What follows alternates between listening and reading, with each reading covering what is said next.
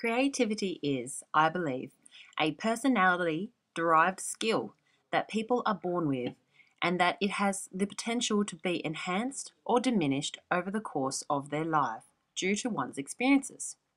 Creativity is embodied by all people in whatever they do, see, think, or the way that they act. This idea of embodiment, from my perspective, comes from an anthropology and sociology angle, as I've completed both of these degrees. But I understand an embodiment not only as the study of the human body as an object, but also how people utilize this object, their bodies, for the culture that they live in and for themselves. So looking at this idea of embodiment, I tend to take the perspective of an anthropological and sociological side, and that's only because that's the field and the discipline that I come from. That's not to say that creativity does not exist in every single field. I'm not stating that at all. It's just that every different field has its own personal way or particular way of actually expressing creativity. So using the anthropologist Drid Williams' ideo-semasiological analysis of the idea of embodiment, I use creativity in my life to express myself through music, actually. That's how I think I best express myself. I am a saxophonist. I've been a saxophonist for 12 years, and I'm using this example because my saxophone has helped to nurture my creativity to quite a large extent.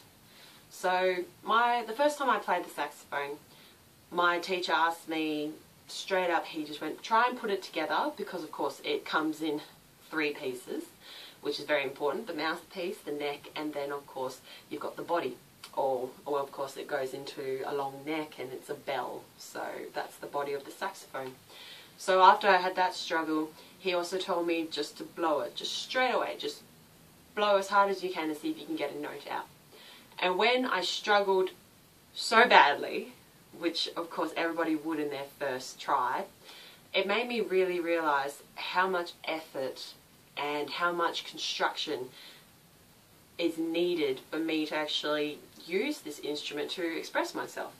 And that also showed me how important teachers are.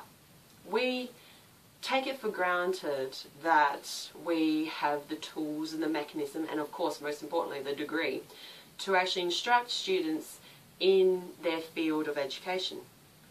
Of course we forget these things, that not everybody follows the same train of thought as us, which is another way that I found that saxophone was the best for me. I would think of, or I would hear jazz pieces that I wanted to learn, or that I wanted to incorporate into my music. That wasn't what I was learning.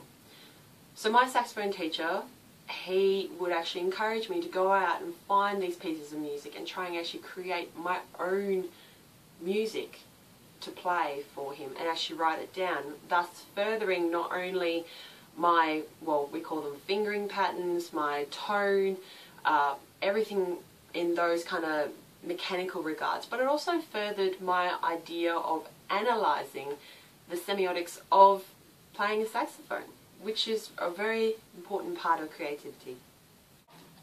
Normally you play a saxophone either standing or sitting on a chair or something.